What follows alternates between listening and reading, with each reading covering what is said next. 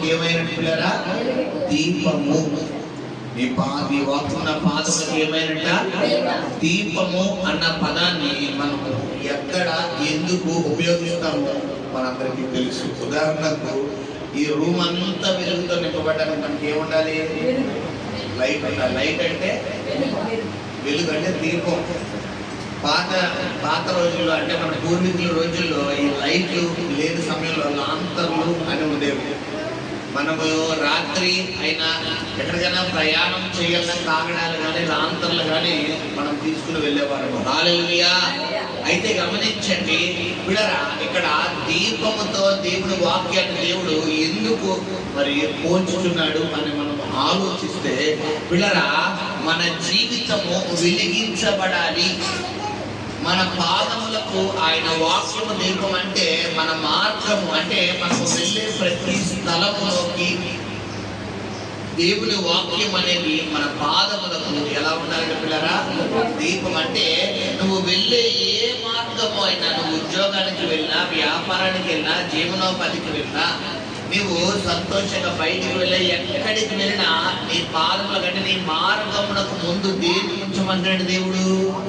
వాక్యము అనగానే మనకి ఏది గుర్తు రావాలని చెప్పాను? యోహాను సువార్త 1వ అధ్యాయం 1-2-3 వచనం. అంటే ఆది యందు వాక్యము ఉండెను, వాక్యము దేవుని యొద్ద ఉండెను, వాక్యము దేవుడే ఉండెను. హల్లెలూయా. ఇక్కడ గమనించినప్పుడారా, దేవుడి వాక్యము నీ పాదములకు దీపం. అంటే నీ మార్గమునకు వెలుగుగా ఉండాలి.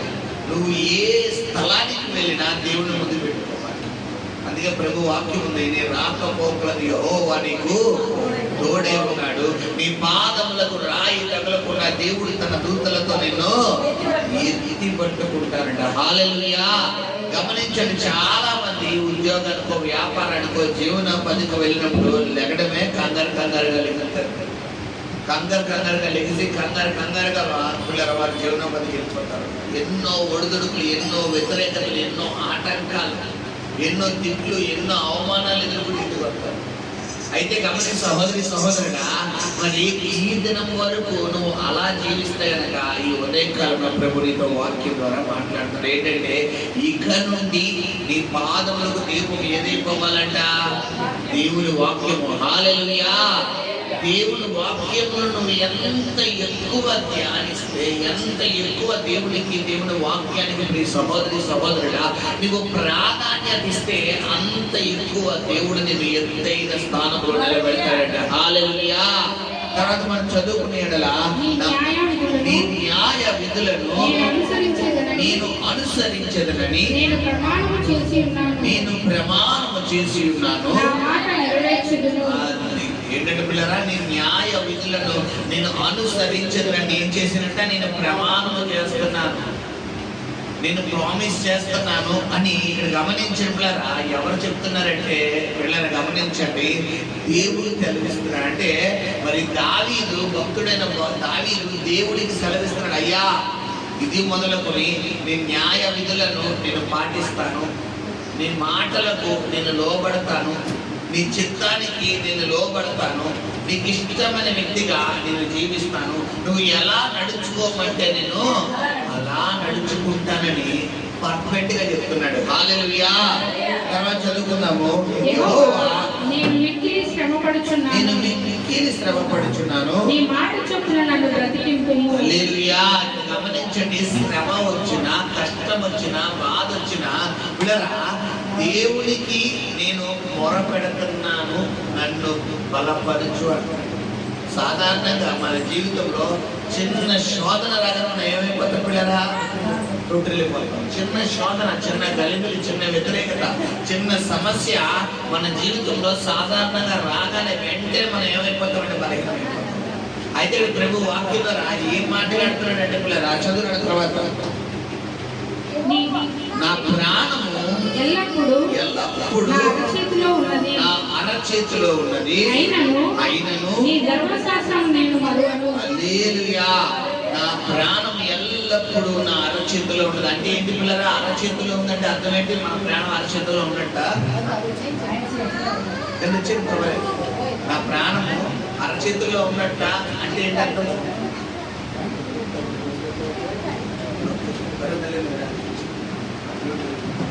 ప్రాణం ఎల్లప్పుడూ నా అరచేతుల్లో ఉందంటే గమనించండి పిల్లరా.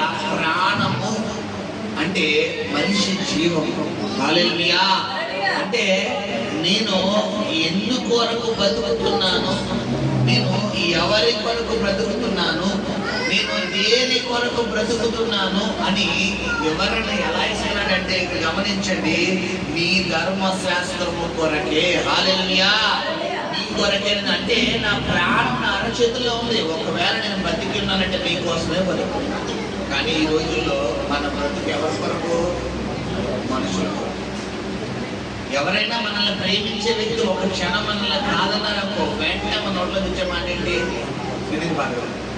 అది భర్త అయినా, భార్య అయినా, బిడ్డలైనా, తల్లిదండ్రులైనా, తోబుట్లైనా, ఎవరైనా మనల్ని అద్భుతంగా ప్రేమించే వ్యక్తి ఒక క్షణం మనతో మాట్లాడకపోయినా, మనతో ప్రేమించకపోయినా, మనల్ని ద్వేషించుకున్నా పుచ్చుకున్న మన నోట్లో తెచ్చే మాట ఏంటి? మీరు గమనించండి, దావీదు ప్రాణం కూడా దావీదు చేతుల్లోనే ఉంది, దేవుడి చేతిలో ఉందని చెప్తున్నాడా? కానీ నేను నిన్ను మరవనయ్యా, ఎందుకంటే నా ప్రాణం నీ కొరకే నేను ఉపయోగిస్తాను అన్నాడు. హల్లెలూయా. గమనించి సహోదరి సహోదరుడా, ఒకవేళ ఇన్ని రోజులు నువ్వు మనుషుల కొరకు బ్రతికావేమో, నీ బంధువుల కొరకు బతికావేమో, నిన్ను ప్రేమించే వారి కొరకు బతికావేమో. అయితే ఉదయకాలం ప్రభు నీతో వాక్యం ద్వారా ఏం మాట్లాడుతున్నారంటే, దేవుని కొరకు నువ్వు బ్రతికి చూపించు అన్నాడు. హల్లెలూయా.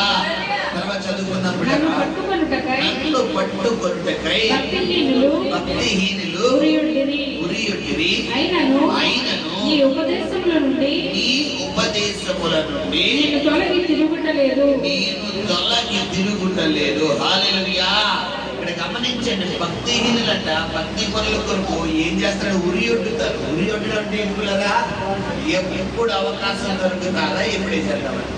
ఉరియొడ్డు అంటే ఏంటి? ఇక్కడ దాకా అంటే ఈ ఉరి అనేది ఒక మనిషి ప్రాణాన్ని ఏం చేస్తుంది? చంపేసి. అంటే ఒక భక్తిహీనుడు భక్తి పరుడు గురించి ఎప్పుడు ఎలా చెప్తాడు? ఉరియొడ్డుతాడు అంటే గమనించండి, ఎప్పుడు అవకాశం దొరుకుతుందా ఎప్పుడు దాడి చేద్దామని చూస్తాడు. ఉరితాడుతో పోల్చడం అంటే ఇదే మరి అర్థం. ఉరి ఉండడం అంటే పిల్లలు ఇదే అర్థం. అంటే మన భక్తి, మన ప్రార్థన జీవితం, మన ఆత్మీయ జీవితం, మన పరిశుద్ధమైన జీవితం మనము దేవుడికి దగ్గరైపోతున్నప్పుడు, దేవుడితో సన్నిహితంగా అయిపోతున్నప్పుడు, దేవుడి సన్నిధిలో దేవుడికి ఇష్టమైన జీవితం మనం జీవించాలి. ఇక నాకు లోకం వద్దు, ఇక నాకు పాపం వద్దు, ఇక నాకు అటువంటి వ్యసనాలు వద్దు, ఇక నేను అటువంటి జీవితం జీవించను, నేను బతికితే దేవుడు, చస్తే దేవుడు అని నువ్వు ఒక నిర్ణయం తీసుకున్నప్పుడు సాతానుగాడు దృష్టి అంతా ఎవరి మీద ఉంటుంది? నీ మీద ఉంటుంది. ఎప్పుడు నిన్ను లోకానికి లాగేద్దామా? ఏ చిన్న అవకాశం దొరికితే, ఏ చిన్న అవకాశం దొరికితే ఎప్పుడు నిన్ను బయటికి లాగేద్దామా అని ఉంటాడు. అంటే ఉరియొట్టడం అంటే ఏంటి పిల్లరా? ఇదే. ఈ ఉరేసుకున్న వాళ్ళు పిల్లరా కొంతమంది మరి ఉరి వేసుకుంటారు. గతంలో ఒక 2-3 కేసులు నేను చూశాను. నేను జాబ్ చేసినప్పుడు ఒక వ్యక్తి, మా జాబ్ చేస్తున్న స్థలంలోనే ఒక వ్యక్తి చనిపోయాడు ఉరి వేసుకుని. అయితే అతడు చనిపోయినటువంటి ఆ ఉరి వేసుకున్న ప్లేస్ ఎలా ఉందంటే పిల్లలు గమనించండి, ఎంత సీలింగ్ లేదు, కొంచెం సీలింగ్. అంటే ఇది సీలింగ్ అంటే చిన్న గదులు. కొంతమంది తక్కువ సెంటీమీటర్లో కట్టుకుంటారు కదా, తక్కువ మీటర్లో గదులు కట్టుకుంటారు. అయితే ఈ మనిషి మాత్రం 5.5 అడుగులు, ఈ గోడ 6 అడుగులు, ఈ మనిషి మాత్రం 5.5 అడుగులు. 5.5 అడుగులు ఇప్పుడు ఆ మనిషికి ఉరేసుకుంటే దాదాపు ఎన్ని అడుగులు ఉండాలి? సీలింగ్ దాదాపు ఒక సగానికి సగం ఉండాలి.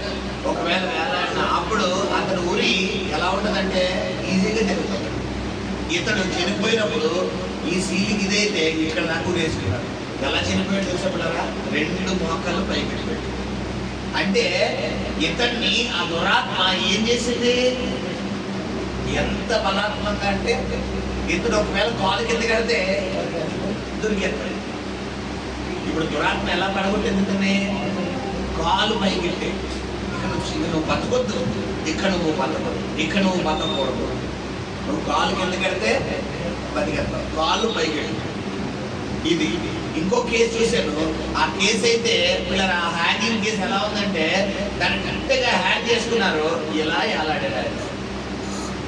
ఎలా ఎలాడారు? ఎలా ఇప్పుడు ఇది కూడా ఆల్మోస్ట్ మ్యాక్సిమం కొంచెం ఎలా అంటే ఏమవుతుంది. ఇప్పుడు గమనించండి, ఈ వివరణ ఎందుకు మీకు ఇస్తున్నానంటే పిల్లరా, నువ్వు దేవుళ్ళో ఎదుగుతున్నప్పుడు, నువ్వు ప్రార్థనలో ఎదుగుతున్నప్పుడు, నువ్వు దైవకంగా ఎదుగుతున్నప్పుడు, నువ్వు దేవుడికి ఇష్టమైన జీవితం జీవించాలని ఒక నిర్ణయం తీసుకుని నువ్వు ముందుకు కొనసాగుతున్న సమయంలో ఇక్కడ ఏం జరుగుతుందంటే పిల్లరా, నన్ను పట్టుకొనుటకై అంటే ఎప్పుడు అవకాశం దొరుకుతారా, ఎలా బయటికి లాగేస్తావా, ఎప్పుడు అవకాశం దొరుకుతుంది, ఎలాగ నేను బయటికి లాగేస్తామని భక్తిహీనులు ఏం చేస్తారంట, మనల్ని కనిపెట్టుకుని ఉంటారు. విషయం ఏంటంటే పిల్లరా, చాలా మందికి తెలియదు. అందుకే బైబిల్లో ఉంది, నీతిమంతుడు 7 మార్లు పడినను యెహోవా వారిని లేవనెత్తను. భక్తిహీనుడంట హఠాత్తుగా వచ్చి శ్రమించబడు.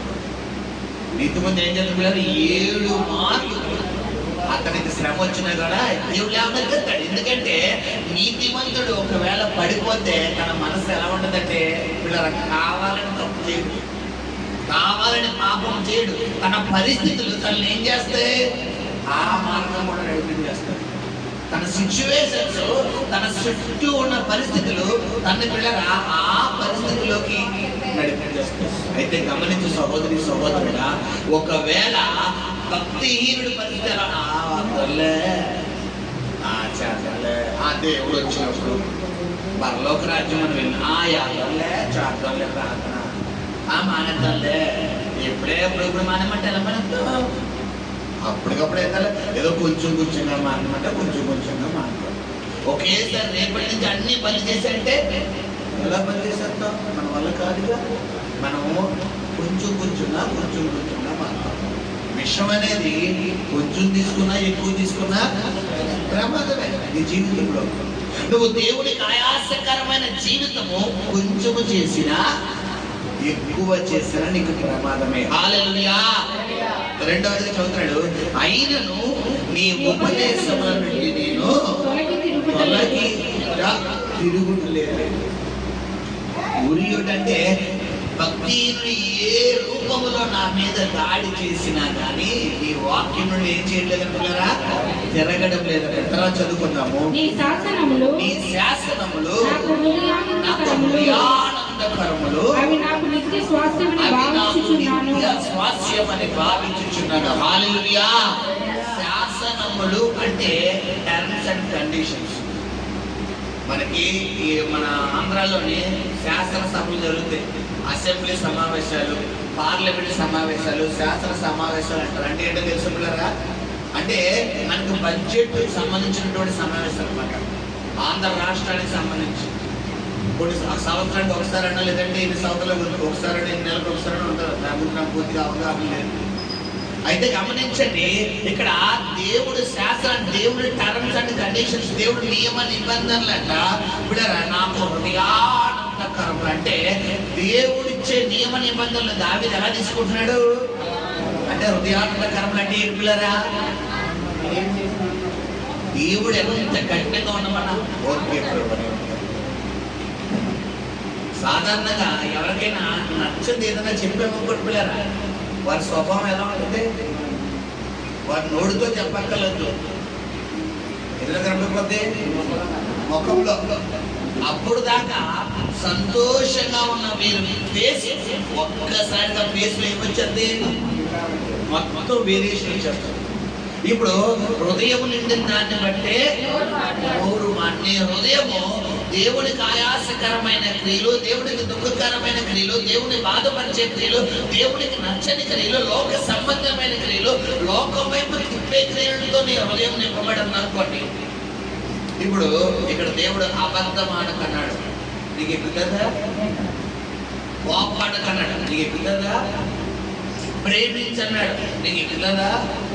వింటావు, చక్కగా ఇంట 2 చెవులు తెచ్చు, కానీ ఎందులోకి వెళ్ళదు. ఎందుకు?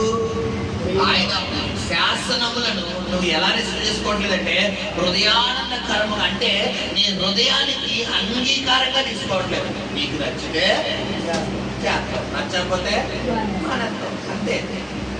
ఇప్పుడు గమనించండి, అదే చెప్తున్నాడు, నీ శాసనములను యెహోవా నేను ధ్యానం. అంటే ఒకవేళ అవి నన్ను బాధపరిచేవైనా నేను ప్రేమిస్తాను, ఒకవేళ అవి నన్ను గాయపరిచేవైనా నన్ను ప్రేమిస్తాను. మిమ్మల్ని ఎవరో తిట్టారండి, దేవుడు అంటాడు ఆ దగ్గరికి క్షమాపణ చెప్పంటాడు. ఇది మీ హృదయానికి ఆనందాన్ని ఇచ్చిందా, బాధ ఇచ్చిందా?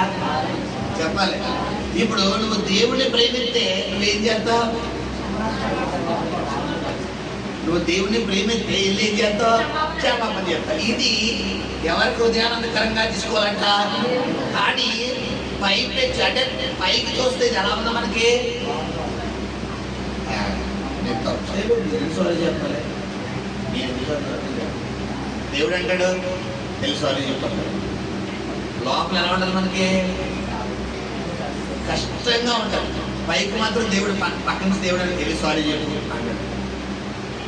గమనించండి, మరి కల్వరి ప్రత్యక్షత ప్రవీణ్ కుమార్ గారు పిల్లరా మరి 2016-15 ప్రాంతంలో సేవ చేస్తున్న సమయంలో ఆయన గురించి మరి టీవీ9 వంటి ఛానల్స్ లో కొంతమంది దైవ సేవకులు నెగిటివ్ గా ఫీడ్బ్యాక్ ఇచ్చారు. పిల్లరా ఆయన బోధ తప్పని, ఆయన నడిపించే విధానం తప్పని మొత్తం రాంగ్ గా డీల్ చేశారు.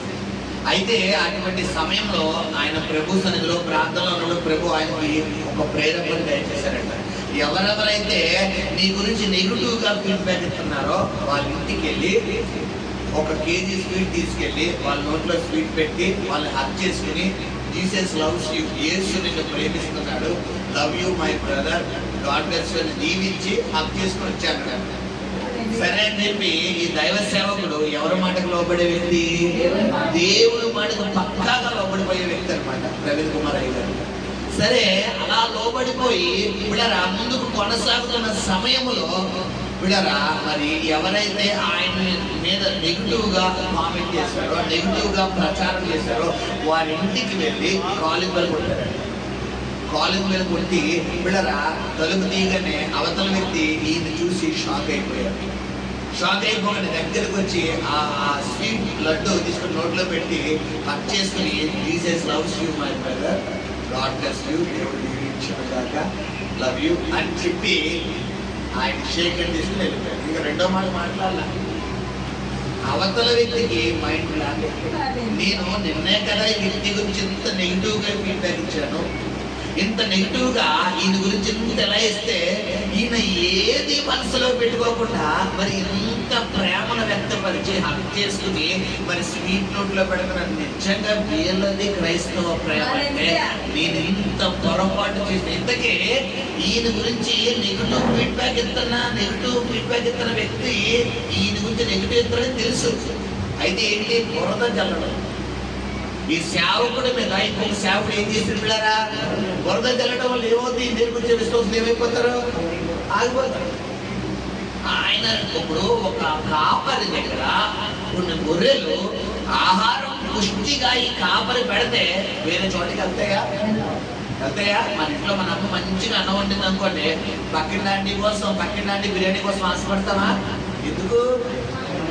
మన అమ్మ మంచిగా వండుతున్నప్పుడు, మన అమ్మ మంచిగా వండలేదా, మన ఏ వండినా జాబ్ అయిపోతుంది అనుకోండి, మీ అమ్మ పెట్టదు అని ఏమంటావు? ఇప్పుడు పక్కన వాళ్ళ అమ్మని పోషణ మనం పొగుడుతుంది. ఇప్పుడు దైవ సేవకులు నేటి దిన ఎలా ఉన్నారంటే వాళ్ళ ఆత్మీయ సేవకులు కాపర్లు గొర్రెలకు పౌష్టికాహారం పెడతలేదు. ఆ మిగిలిపోయింది, ఈ మిగిలిపోయింది, అక్కడ కొంచెం ఇక్కడ కొంచెం అక్కడ కొంచెం మొత్తం పోగేసాడు. వీళ్ళకి ఆహారం తినట్టు ఎలా ఉంటుంది? ఎక్కడం లేదు. ఇప్పుడు ఆ దైవ సేవకుడు దేవుని దగ్గర నుంచి ప్రత్యక్షత తీసుకొచ్చి ఇచ్చి దేవుడు మాటలు వెనకంటే వెంటనే హృదయాలు ఏమైపోతున్నాయి? బలపడిపోగానే మంచి ధైర్యం పొందుకుంటున్నాడు. అయితే నేను అలా ఎందుకు పెట్టలేకపోతాను ప్రభు, నాకు కూడా కృపయ్యా అని అడిగితే దేవుడు తిడలేదా? కానీ వ్యక్తులు ఏం చేస్తున్నారు? ఆ సేవకు మీద బురద వెళ్ళే ప్రయత్నం చేశారు. దేవుడు ఏం చెప్పాడంటే ఆ బురద జల్లుకునే అబ్బాయి నువ్వు మాత్రం నా సన్నిధిలో కనిపెట్టు, నా ప్రేమను చొప్పున వారిని ప్రేమించు, వారిని క్షమించే అని దేవుడు వెంటనే మాట్లాడాడు. విషయం ఏంటంటే పిల్లరా ఈయన సింగిల్ గా వెళ్ళి ఆ వ్యక్తికి క్షమాపణ చెప్పాడు. అయితే 50 రోజుల ముగింపు సభలో ఆ రోజు దేవుని కృప ఏంటంటే ఆ రోజు నేను కూడా వెళ్ళాను. 2016లో పిల్లరా ఆ రోజు ఆ యొక్క యాత్ర ముగించినప్పుడు బెల్లంపల్లి నేను వెళ్ళినప్పుడు నా ముందే ఒక పెద్ద సేవకుడు, టీవీలో ఒక పెద్ద సేవకుడు అనమాట. ఆ రోజు స్టేజ్ మీద దాదాపు 4-5 లక్షల మంది వచ్చారు జనం. 4-5 లక్షల మంది ముందు నిలబడి మీ అందరికీ నన్ను చూస్తే ఆశ్చర్యంగా ఉంది. ఏంటి ఈ పాస్టర్ గారండి ఇక్కడికి వచ్చారేంటి? ఈయన ఒకప్పుడు ప్రవీణ్ కుమార్ గారు తిట్టాడు కదా, ప్రవీణ్ కుమార్ గారు బోధలో రాంగ్ అన్నాడు కదా, ప్రవీణ్ కుమార్ గారు రాంగ్ అన్నాడు కదా, అది కదా ఇది కదా అన్నారు కదా, మరి ఈయన వచ్చిన అంటే ఇక్కడ కూడా చెప్పడానికి వచ్చాడా అనుకుంటున్నారా? కాదమ్మా, నేను ఆ రోజు అలా చేసినవన్నీ తప్పు, నన్ను సభాపూర్వకంగా క్షమించండి అని అడుగు నిమిత్తమై ఇక్కడికి వచ్చాను అని చెప్పి కనపరుస్తున్నారండి. హల్లెలూయా. ఇప్పుడు గమనించండి బిడ్డరా, దేవుడు శాసనం అంటే దేవుడు మాటకు ప్రవీణయ్య గారు లోపడటం వల్ల ఎన్ని లక్షల మంది ముందు ఆయనకి క్షమాపణ వచ్చింది? 4 లక్షల. ఈయన క్షమాపణ ఎలా వెళ్ళి చెప్పాడు? 10 మందిని తీసుకెళ్ళమన్నాడు దేవుడు. ఇప్పుడు గమనించండి, నువ్వు దేవుని మాటకు లోబడు, మనం లోబడిపోతాం. అది ఏదైనా ఇక్కడ దావీదు అన్నాడు, నీ శాసనములు నా హృదయానికి ఆనందం. అంటే దేవుడు నీకు నచ్చనిది ఏది చెప్పినా చేసేయాలి. కొన్ని సందర్భాల్లో మనకి ఇష్టమైన దేవుడు వదిలేమన్నాడు. ఫోన్ ఇష్టమైంది, కొడుకు లేచిన వాళ్ళు నిద్రపోయే వరకు 1,00,000 సార్లు టచ్ చేస్తాం తెలుసా మీ ఫోన్ని? ఒక్కసారి టచ్ చేస్తాం ఏంటి చెప్పాలి గట్టిగా? బైబిల్ పొద్దున్న అయితే పొద్దున్న, కానీ 1,00,000 సార్లు తీసి పెట్టి ఇలాగ ఆన్ చేస్తాం. ఆన్ చేసి మనం చేయబెడతాం, మళ్ళా తీసి మళ్ళా రోజుకి ఎన్నోసార్లు ఆన్ చేస్తాం. అయితే గమనించండి పిల్లరా, దేవుడి వాక్యానికి మాత్రం ఏం చేస్తాం మనం? తక్కువ సమయం.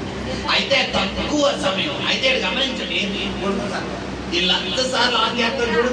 దేవుడు ఏం చెప్తాడు? ఈసారి నీకు నీ హృదయానికి ఆనందకరమైన వార్త ఇస్తాడు. ఏంట వార్త? ఆ సెల్ తీసి పక్కన చేస్తావా? చెప్పాలి, చేస్తావా పిల్లరా? చేస్తావా చేయవా? హల్లెలూయా చెప్పండి. చేస్తావా? హల్లెలూయా చెప్పండి. చెప్పగా దేవుడు చెప్పే గమనించబడు. నీకు ఏదైతే అమితంగా ఇష్టం ఉందో కొన్ని సమయాల్లో ప్రభు ఏం చేస్తాడో దాన్ని వదిలేయ్, దాన్ని విడిచిపెట్టే, దాన్ని పక్కన పెట్టే, దాన్ని మానే అని ప్రభు నీతో మాట్లాడతాడు. హల్లెలూయా. సరే చివరిగా చదువునా. నీ కట్టడాలను గైకొనుటకు నా హృదయమును నేను లోబరుచుకుని ఉన్నాను.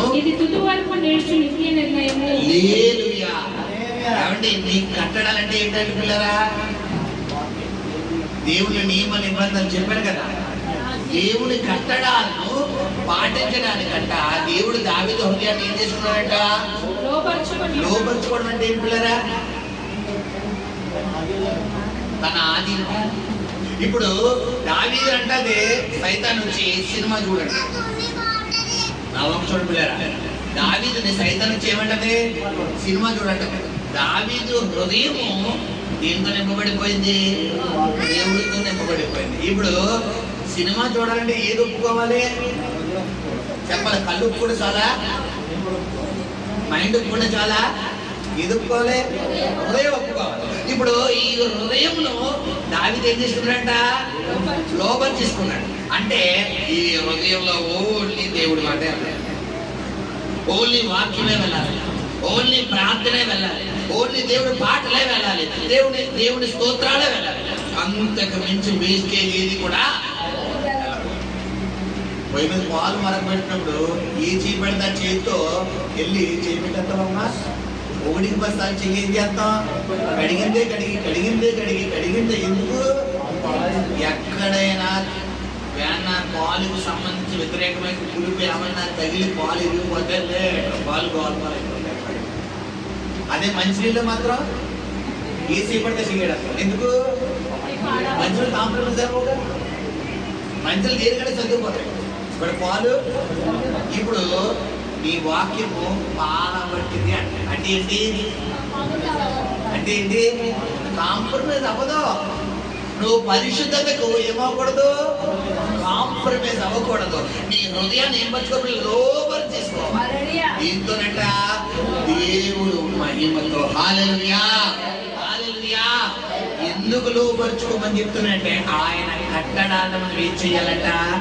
కైకొనడానికి లోబరుచుకోవాలి. హల్లెలూయా హల్లెలూయా. ఇప్పుడు నీతో మాట్లాడుతున్నాను. ఆయన కట్టడాలంటే దేవుని యొక్క నియమ నిబంధనలను నువ్వు గైకొనడానికి ఏం చేయాలంటే పిల్లరా, ఆయన వాక్యమును నువ్వు అంగీకరించడానికి నీ హృదయాన్ని ఏం తీసుకోవాలి? నీవు లోబరుచుకోవాలి. చిన్న మాట చెప్పి నేను ముగించి ఆరాధనలోకి వెళ్ళబోతున్నాను. చూడండి, నీవు రోడ్డు మీద వెళ్తావు, నీకు తెలియకుండానే నీ కళ్ళ ముందు ఒక సినిమా పోస్టర్ కనబడతాడు. నీ కళ్ళు ఏం చేస్తే చూస్తాడు. ఇప్పుడు ఇలా చూడగానే, అన్ఎక్స్పెక్టెడ్ గా చూడగానే ఇలా అనిపిస్తుంది. ఏంటి తెలుసా? చెప్పాలి. ఇలా చూడగానే అమ్మో అయిపోగా నాకు కనబడదు. ఇలా చెప్పింది ఏంటి? ఏంటి? పలానా సినిమా నేను కొత్తగా వచ్చినా, అవునా? ఇది ఈ సినిమాయా? ఇదేంటి? కట్టడాలు లోపరుచుకోవడమా?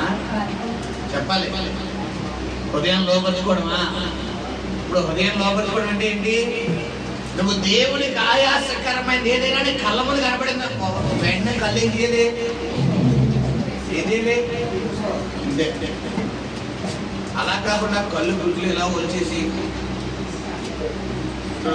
గుడ్ల గొప్ప చూస్తుంది కదా, ఇలా చూద్దా కళ్ళు ఇలా పెట్టి అలా చూసుకుంటా కూర్చున్నావు అనుకో. ఇప్పుడు లోపరుచుకోవడమా, వశం అయిపోవడమా? లోపరుచుకోమని చెప్తున్నాడా, వశంలోకి వెళ్ళిపోమంటాడా? ఏ లోపంలోకి వెళ్ళిపోవాలి మనం? దేవుని వాక్యం అంటే దేవుని కట్టడాలలో లోపరుచేసుకోవాలి. హల్లెలూయా. చివరిగా చెప్తాం, చివరిగా చదువునా, ఇది తుద వరకు నిలుచు నిత్యాన్ని నిత్యము చేయడానికి కృపణీయ్యా అని అడుగుతున్నాడా?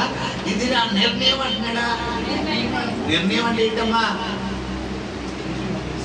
నిర్ణయం అంటే ఏంటి? నేను చేసేది ఇదే నా నిర్ణయం. నేను చెప్పేది ఇదే అంటే ఏంటి? ఇంకా నేను చేసేది అంటే గమనించండి, నువ్వు దేవుని వాక్యానికి, దేవునికి నువ్వు లోబడే విధానం ఎలా ఉండాలంటే, నా తుది వరకు అంటే పిల్లరా, నా ప్రాణం పోయే వరకు, చివరి వరకు ఇదే నా మాట. నేను ఆయన కట్టడాలను కైకొంటాను, ఆయన మాటలను కైకొంటాను, ఆయనకి ఇష్టమైన జీవితం జీవిస్తాను, ఆయన ఏది చెబితే అది చేస్తాను. హల్లెలూయా. మొట్టమొదటిగా నీ వాక్యము నా పాదములకు దీపం అన్నాడు పిల్లరా. రెండవదిగా పిల్లరా, తర్వాత చదువుకున్నాం. రెండవదిగా ఏం చెప్తున్నాడు పిల్లరా? నీ న్యాయ విధులను నేను అనుసరించుకుని నేను ప్రమాణం చేస్తున్నాను, నేను ఆ మాటను నెరవేర్చుకున్నాను. దేవుని న్యాయ విధులు అంటే దేవుని యొక్క నియమ నిబంధనల గురించి చెప్తున్నాడు. మరి మూడవదిగా పిల్లరా, నాకు ఎన్ని శ్రమలు వచ్చినా, ఎన్ని కష్టాలు వచ్చినా నేను మాత్రం దేవుడి మీదే ఆధారపడతాను అంటున్నాడు. మరి నాలుగవదిగా పిల్లరా చూడండి, నా ప్రాణం ఎల్లప్పుడు అంటే నేను ఎప్పుడు, నా ప్రాణం నా అరచేతుల్లోనే ఉంది. అయితే ఈ ప్రాణాన్ని ఎవరికి ఇష్టమైనదిగా మార్చాలనుకుంటున్నానంటే దేవుడికి ఇష్టమైనదిగా మార్చాలనుకుంటున్నాను అంటున్నాడు. తర్వాత నన్ను పట్టుకొనుటకే భక్తిహీనులు అంటే నేను ప్రార్థనలో ఎదుగుతున్నప్పుడు, వాక్యంలో ఎదుగుతున్నప్పుడు, దైవకంగా ఎదుగుతున్నప్పుడు సాతాను ఏదో ఒక విధంగా నీ మీద ఏం జరగడం చూస్తాడు? బురద జల్లుతాడు. ఇప్పుడు బురద జల్లుతున్నాడనే సాతాను తెలిసి నువ్వు ఎలా ఉండాలి? జ్ఞానం కలిగి ఉండాలి. బైబిల్ చెప్తుంది, పాము వలె యుక్తిగా ఉండాలంట, పావురం వలె నిష్కలంకంగా ఉండాలి. అంటే ఏంటి? జ్ఞానం కలిగి ఉండాలి. కొంతమందికి జ్ఞానం ఉండదు. అందుకే బైబిల్ ఉంది, నా జనులు జ్ఞానం లేక నశించుకో. క్రైస్తవుడిగా నీకేముండాలి పిల్లరా? జ్ఞానం ఉండాలి, ఆలోచన ఉండాలి. ఏదో గుడ్డెంత సేలో పడి వెళ్ళిపోకూడదు. గుడ్డెంత ఏం చేస్తాడు? సేలో పడి మొత్తం దొక్కేస్తాడు. అదే విధంగా నీ క్రైస్తవ జీవితం అలా ఉండకూడదు. నువ్వు లోకానికి వెళ్తున్నప్పుడు నీ ప్రార్థన జీవితం ఎలా ఉండాలంటే ఎవరితో మాట్లాడాలో ఎంతవరకు మాట్లాడాలో అంతవరకే మాట్లాడాలి. నీవు దేవుడికి ఆయాసకరమైన మాటలు మాట్లాడుతున్నావు, మళ్ళా గమనించాలి. నువ్వు మాట్లాడే మాట దేవుని దుఃఖపరుస్తుందా, దేవుని బాధపరుస్తుందా గమనించాలి. హల్లెలూయా. తర్వాత ఏం చెప్తారు పిల్లరా? నీ శాసనములను నాకు హృదయాంగీకారములు అంటే ఏం పిల్లరా? నా హృదయానికి నేను అంగీకారముగా చేసుకున్నాను అన్నాడు. హల్లెలూయా. మరి చివరిగా చెప్తున్నాడు, నీ కట్టడాలను కైకొనుటకు నా హృదయమును నేను లోబర్చు అంటే దేవుని యొక్క నియమ నిబంధనలను నేను కైకొనడానికి నా హృదయాన్ని నేను నా వశలో తెచ్చేసుకున్నాను. అందుకనే కీర్తనకారుడు ఇదే కీర్తన 139 కీర్తన, నేను కూర్చుండుట, నేను లేచుట, మాట నా నోట రాకమునకు, తలంప నాకు పుట్టకమునకు యెహోవా నా నడకను నా పడకను నీవు ఎరిగి ఉన్నావు, నీవు గ్రహించి ఉన్నావు అన్నాడు. హల్లెలూయా. సహోదరి సహోదరుడా, నువ్వు మాట్లాడేటప్పుడు ఏదో స్పీడ్ గా మాట్లాడేది కాదు, నువ్వు పలికేటప్పుడు ఏదో స్పీడ్ గా పలికేయడం కాదు, నువ్వు వెళ్ళేటప్పుడు ఏదో వచ్చింది కానీ పూర్తిగా వెళ్ళిపోవడం కాదు. ప్రతి మాట వెనక నువ్వేం చేయాలి? దేవుడి చిత్తం కనుక్కోవాలి. హల్లెలూయా. నిలబడదాము. దేవుడి వాక్యం మన ఇంట్లో దీవించాలి.